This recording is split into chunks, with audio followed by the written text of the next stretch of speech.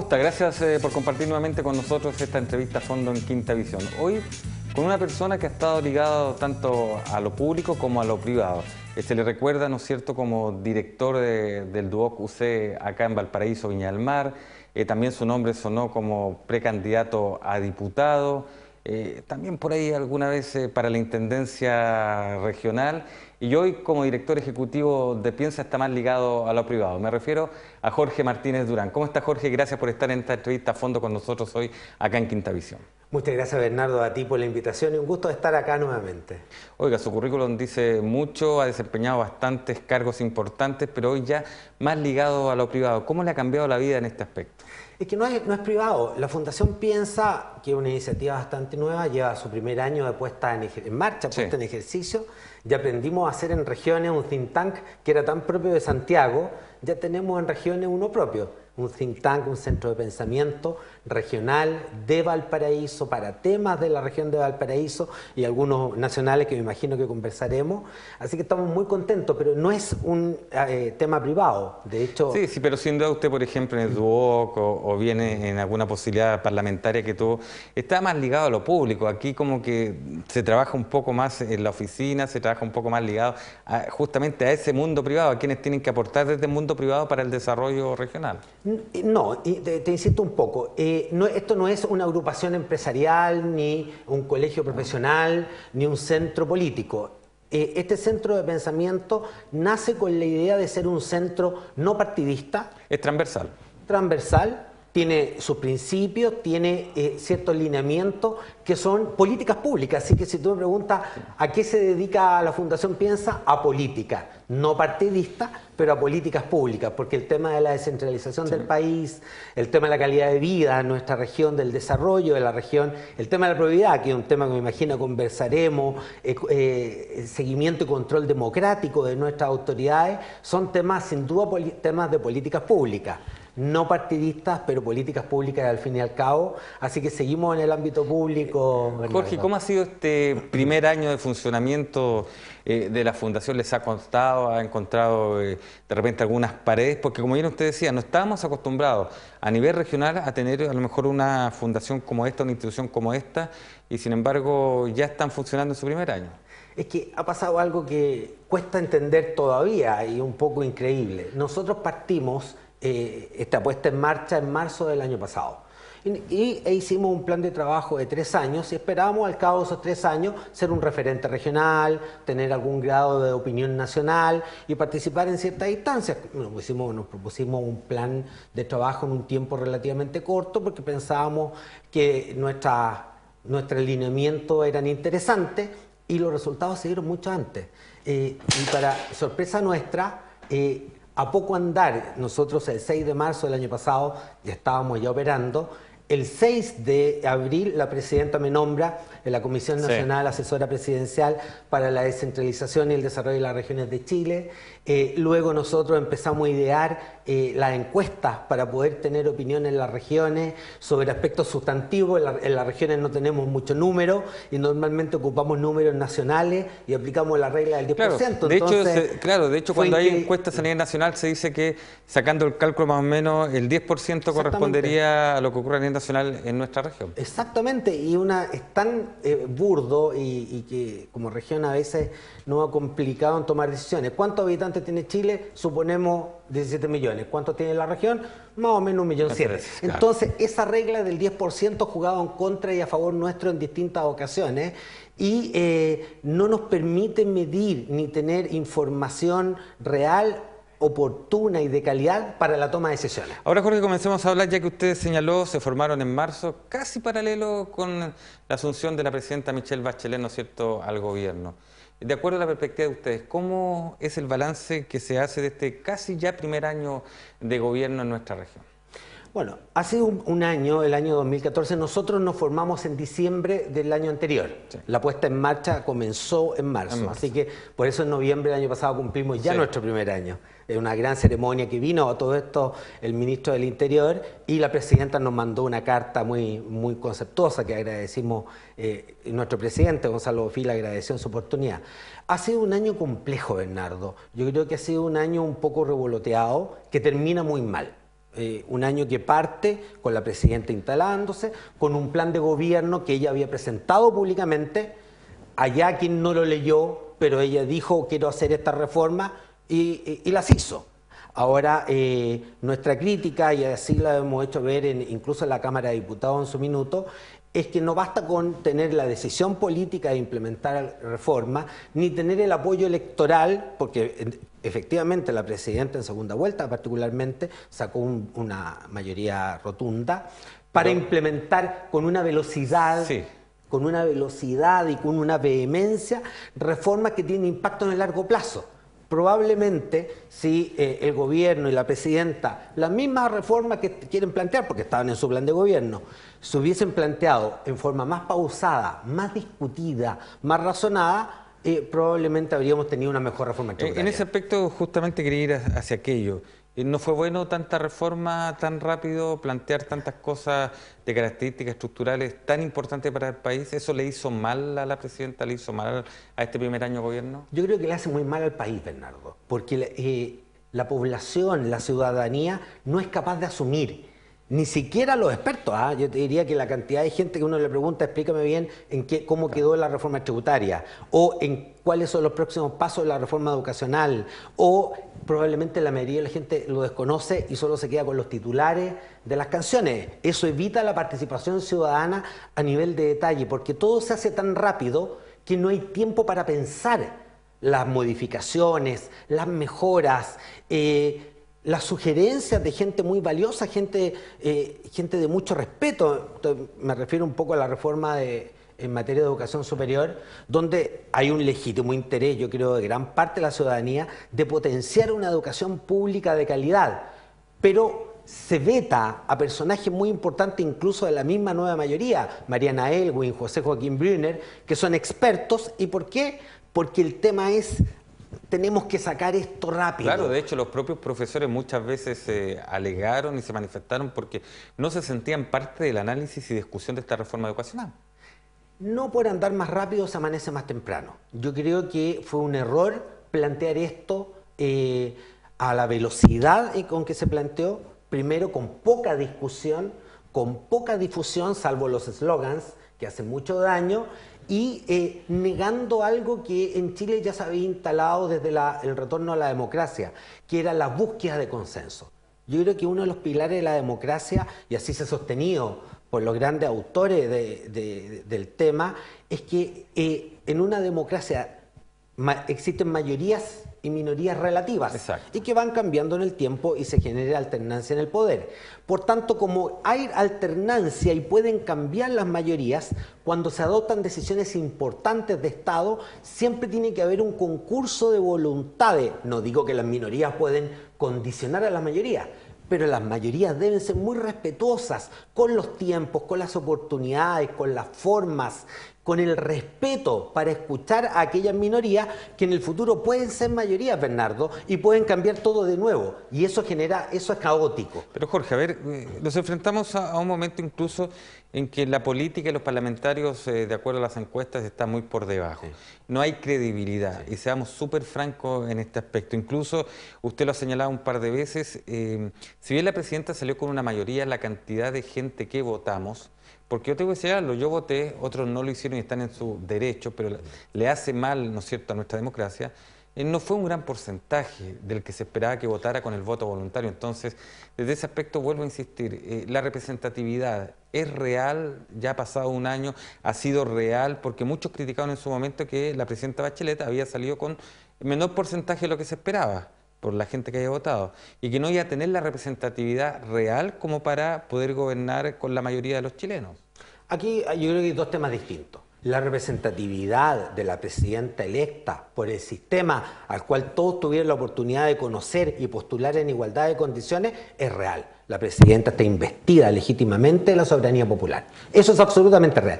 Otra cosa es que cada una de las medidas y reformas profundas que se están haciendo, que se conocieron en términos generales en el plan de gobierno de la candidatura a la entonces candidata Bachelet, se vayan materializando y del modo en que se vayan materializando. Yo creo que eso hay que darle tiempo a la ciudadanía, hay que darle tiempo, hay que tratar de que las instituciones y las decisiones que toman las instituciones públicas tengan algún correlato con el pueblo, con la ciudadanía, porque cuando el pueblo, la ciudadanía, siente que lo que está pasando a nivel político, como he dicho varias veces, en esas manzanas de Santiago, donde están los grandes políticos y los grandes empresarios y los grandes todo, y forman una oligarquía que decide todo en este país, el pueblo, la ciudadanía, siente que eso es distinto a él, que no le pertenece, que no hay un vínculo y se aparta y vive su vida. Y hoy día usted como fundación piensa, de acuerdo a los estudios que han hecho, por lo que perciben, ¿no es cierto?, de los estudios y las encuestas, ¿sienten de que ese vínculo está bien o falta mayor ese vínculo?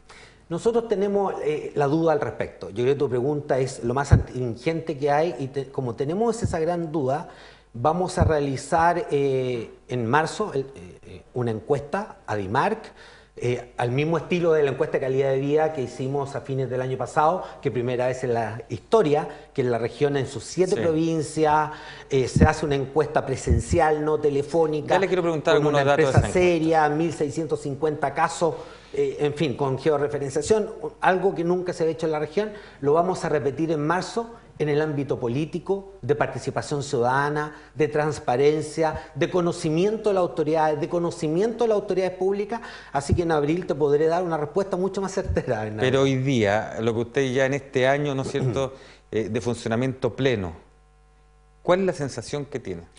La sensación, el termómetro, yo creo que es común. Yo creo que lo que te estaba contando hace un minuto atrás, esta oligarquía santiaguina que controla y decide todo, deciden el puerto que vamos a tener en Valparaíso, deciden si vamos a tener o no embalse, deciden si... Todo se decide en Santiago. Y las regiones, que somos el 60% de la población, tenemos prácticamente una participación nula en la toma de decisiones de nuestro propio futuro, de nuestros propios territorios. Así que yo creo que se ha generado una separación entre esta gran oligarquía santiaguina y el resto de Chile, y que ha tenido ciertas expresiones, tú lo puedes ver en la Araucanía, que es un caso, en Aysén, en Calama, en distintas partes, ya han habido manifestaciones de, mira, ya no queremos más, ya no, incluso no les creemos, a ninguno, de ningún partido político, no les creemos, ustedes están preocupados de su propio mundo que construyeron para ustedes.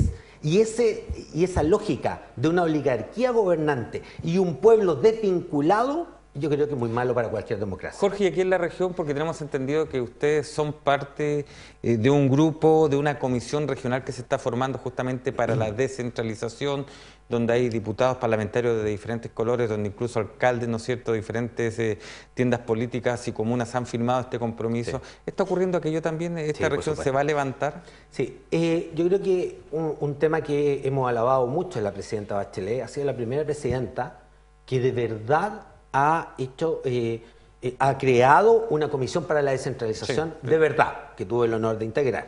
De verdad, las recomendaciones que le hicimos a la presidenta llegaron, y de verdad ha presentado ya un par de proyectos de ley. Nosotros teníamos muchas dudas porque el mundo político, esta oligarquía, no le conviene la descentralización. Imagínate tú un intendente regional electo, lo más probable es que tenga más votos que cualquier diputado o senador de su propia región. Es más, puede tener más votos que el presidente de la República en esa región. Entonces no había interés en mover esto. Es el mismo tema de los cores con los diputados parlamentarios, donde los cores pasan a tener una fuerza porque ellos son los que mueven los recursos. Exactamente. Lo que nosotros queremos con el proceso descentralizador es que los intendentes electos por la ciudadanía y los alcaldes electos por la ciudadanía logremos acercar la política a las personas.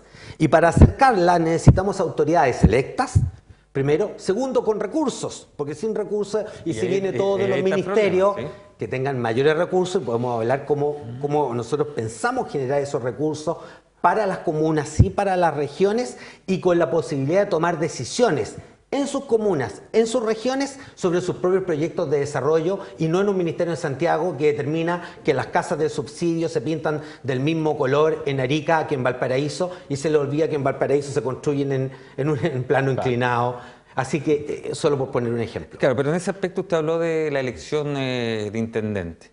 Fíjese que yo tengo mis dudas, porque si bien queremos, digo yo, democratizar todo, que haya realmente un intendente democrático como hay en otras partes, pero aquí se habla de una especie de dualidad, porque igual el gobierno va a nombrar una figura que va a estar paralelo, ¿no es cierto?, al intendente elegido, que de alguna forma va a ser el representante del gobierno. O sea, podemos hablar de un presidente regional, por hacer alguna alegoría, y de un intendente regional. Y el presidente regional va a ser quien va a llevar de alguna forma lo que le mande el gobierno, y el intendente regional la región. ¿No se va a producir esa dualidad? ¿No es complicado aquello? Sí, absolutamente, tienes toda ¿Y la qué razón. se puede hacer con eso? Y lo hemos dicho, nosotros queremos, nosotros, me refiero a la Fundación Piensa, y además a este comité que tú señalabas, que en la región se ha constituido con actores políticos, sociales, culturales, académicos. De todos los sectores. De todos los Eso es sectores, importante, sí. y no solo en esta región, sino que en toda la región del país. Pero por tener el Congreso acá, nosotros tenemos una responsabilidad especial de seguir la actividad legislativa. Efectivamente, nosotros creemos que el gobierno cometió un error muy grave.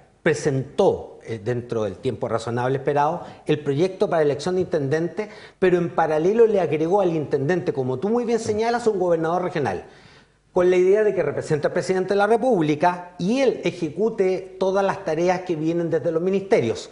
Y nosotros sabemos que los recursos del país vienen desde los ministerios, por tanto, este delegado del presidente va a tener más recursos que el intendente electo democráticamente. Y ahí se va a producir una colisión. Ahora, el tema es tan absurdo que yo creo que va a ser rectificado en el Congreso.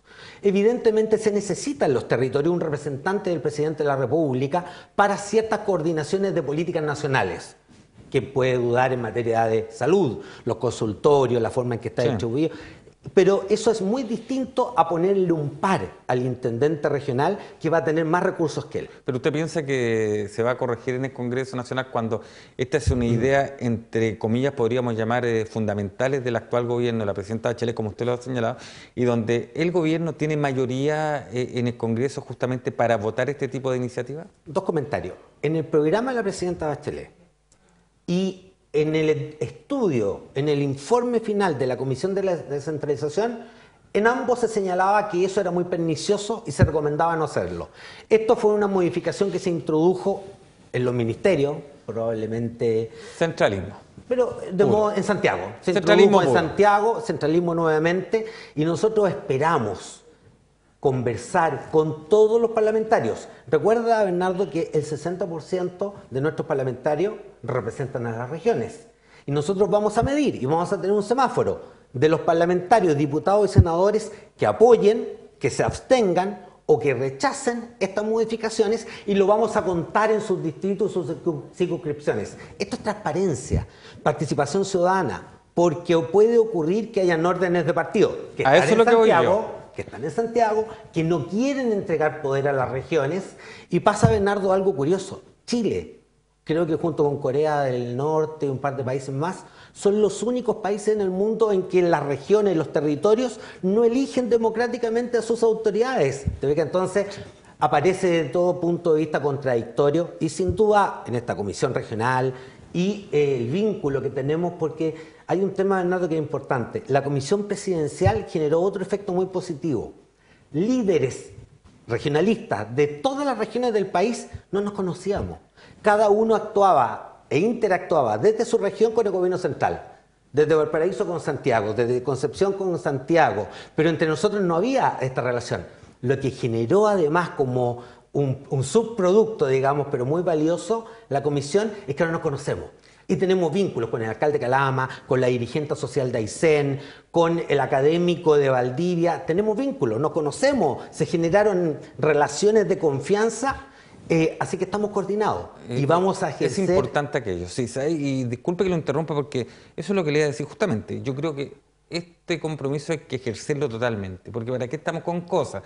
Se llama alinear a los parlamentarios. Y eso existe. Partido, gobierno que pertenezca, sea que sea, pero se les llama alinear. Ahora, cambia el sistema binominal, donde crecen los distritos, donde crecen las circunscripciones, ¿no es cierto?, senatoriales, donde va a ser mayor cantidad de recorridos. Y últimamente vemos que está ya a puertas de venir el cambio del sistema binominal al nuevo sistema. Y ya vemos parlamentarios que están preocupados, por ejemplo, incluso de ir a actividades que le corresponden a alcaldes, a seremis, estar, ¿no es cierto?, ellos dirigiendo, y sin embargo aparecen parlamentarios de esta zona, de esta región, ¿a cuánto? A 2, 3 años de las elecciones, ya aparecen en dichas actividades siendo de cabeza. Entonces, ¿cómo se puede lograr esto cuando hablamos de descentralización y nos damos cuenta que hay parlamentarios en nuestra propia zona que no están jugando esa descentralización, sino que están centralizando más porque ellos quieren ser cabeza por esta cuestión de que tienen mayor territorio que recorrer, mayor importancia que darse? ¿Sabes lo que pasa, Bernardo? Descentralizar es muy difícil, por una razón muy simple. Descentralizar significa quitar poder. Y quien tiene poder no lo quiere, nunca lo entrega voluntariamente, nunca se hace en la historia. Y en Santiago hay una oligarquía que tiene mucho poder político y mucho poder económico. Hoy día estamos viendo las consecuencias de este exceso de poder. Si el poder corrompe, el poder total corrompe absolutamente, decían los antiguos, ¿no es cierto? Sí. Entonces, ¿qué es lo que nos está ocurriendo? Que ese ejercicio de poder también ha entrado en fricción contra el proceso descentralizador. Fíjate tú que ningún político, ni siquiera en Santiago, se ha opuesto a la descentralización, porque no hay cómo. Es tan lógico, es tan evidente, lo ha dicho la OECD, lo han dicho economistas, lo han dicho, todo el mundo ha dicho cómo Chile está tan centralizado y ya incluso está perdiendo competitividad con lo centralizado que está, no tiene posibilidades, se va a quedar donde mismo, llegó a su máxima cosa de mirar a los capacidad. países vecinos. Perú, por ejemplo, ha subido enormemente. Y así con todo, con muchos países más, Bernardo, pero lo que no puedo entender es, se adopta una medida descentralizadora, pero para no tener roce con estos detentadores de poder, se tranza. ¿En qué se tranza? Elegimos intendente, pero le ponemos un gobernador. Elegimos intendente, pero se cambian los distritos y circunscripciones. Tú sabes que la reforma al sistema binominal es muy contraria a un proceso descentralizador. Sí. Por una razón muy simple, porque alejas el poder de la ciudadanía. Porque si un señor antes tenía un distrito que le integraban 2 comunas con 3 ciudades, ahora lo integran 5 comunas con 20 ciudades. ¿Dónde va a concentrar su esfuerzo? El caso de los senadores, por ejemplo. En las comunas grandes, en las ciudades grandes. ¿Y qué va a pasar con las ciudades chicas? Van a ser ignoradas, por tanto la autoridad va a estar más distante del pueblo. El caso de los senadores. La descentralización busca acercar la toma de decisiones a la ciudadanía lo más posible, y lo que hacen es alejarla. ¿Por qué? Porque mientras más lejos está, más se consagra este sistema oligárquico concentrado en Santiago. Por eso, Bernardo, esta no es una pelea menor, no es una pelea tampoco partidaria. Y por eso hemos logrado tanta transversalidad. Es una pelea de todos, es una pelea de región y las regiones del país. Nos quedan 3 minutos, se nos ha pasado volando el tiempo. Jorge, en esta interesante conversación, 2 preguntas. La encuesta Piensa 18, ¿no es cierto?, que fue la que entregaron cuando celebraron su primer año. Quinta región, 78% de habitantes se siente feliz con su vida. Notable. Notable. ¿Y por qué se da esto si nos encontramos con tantos temas en la región, con tantos problemas de seguridad, algunos problemas de cesantía, pobreza y otras cosas más? ¿Por qué se da esto? Si lo podemos en 2 minutos responder. Te hago la misma pregunta al revés. Y entiendo lo que tú me dices. ¿Cómo la gente puede sentirse feliz en esta región siendo que los servicios de salud no son malos? Son muy malos, es lo peor que tenemos. Luego, el equipamiento urbano de nuestras ciudades, los parques, jardines, las vistas, muy malo. Luego, el transporte público y la educación son malos. ¿Por qué la gente al final dice, mire, yo me siento feliz? Porque los servicios básicos para la vida, agua, luz, alcantarillado, están muy bien. Porque la gente está satisfecha de tener este paisaje, el clima de toda nuestra región y no vivir en ese horno que es Santiago, y porque la gente está contenta porque tiene trabajo y su trabajo le permite hacer cosas que probablemente a sus padres o sus abuelos no les permitía.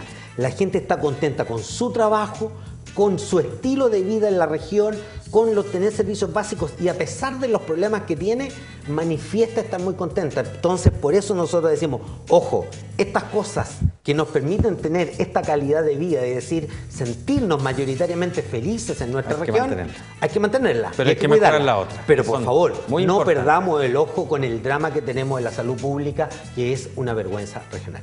Me parece. Creo que es un tema importante a seguir y ojalá en un año más podamos conversar si hacen nuevamente esta encuesta para ver los resultados. Durante 3 años lo vamos a hacer para poder comparar. Creo que es importante compararlo y esperamos que también esa encuesta de marzo, donde van a haber temas ya netamente políticos, de cómo se siente, ¿no es cierto?, la gente con el asunto político, podamos conocer los resultados, porque creo que es importante tener un barómetro a nivel regional, y usted lo dijo, a nivel regional. Y es por eso que hoy día hemos querido conversar con usted en esta interesante entrevista a fondo, donde hemos conversado temas de carácter regional, que es lo que nos importa en Quinta División. Gracias por haber estado con nosotros, Jorge Martínez Durán. Todo lo contrario, Bernardo, muchas gracias a ti. Y esto para Piensa es muy importante, dar a conocer estos temas regionales y colaborar con la gente que está interesada. Quedan todos invitados a Piensa, todo el que quiera pensar un poco más nuestra región. Muchas gracias, Jorge Martínez Durán. Él es el director ejecutivo de la Fundación Piensa, que lleva 1 año y meses ya en nuestra quinta región. Y lo importante creo que acá es que como Quinta Visión ellos también tienen la idea de desarrollar mejor nuestra quinta región. Que esté muy bien usted y su familia.